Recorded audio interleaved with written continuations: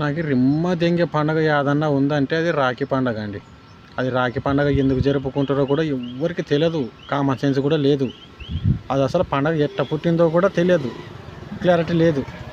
పూర్వకాలంలో రాజులు శత్రు రాజ్యాల మీద దండ ఎత్తి రాజుల్ని చంపిన తర్వాత వాళ్ళ యువరాణుల్ని మాన ప్రాణాలను కాపాడుకునికే శత్రు రాజులకు వెళ్ళి ఆ రాఖీ కట్టి రక్షణ పొందేవాళ్ళు. అట్టది రాఖీ పండగ తయారైంది, పుట్టింది.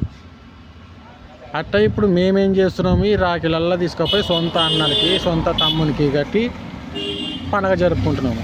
అట్లా జరుపుకుంటే లాభం లేదు, అది తలకాయలేని పండగ అంటారు. వాడు రాఖీ కట్టినా రక్షణనే ఉంటారు, రాఖీ కట్టకపోయినా కూడా రక్షణనే ఉంటాడు. వేరే వాళ్ళకి రాఖీ కట్టి రక్షణ పొందేదే ఈ రక్షాబంధన్ నా ఉద్దేశం పరంగా. అర్థమైందా అండి?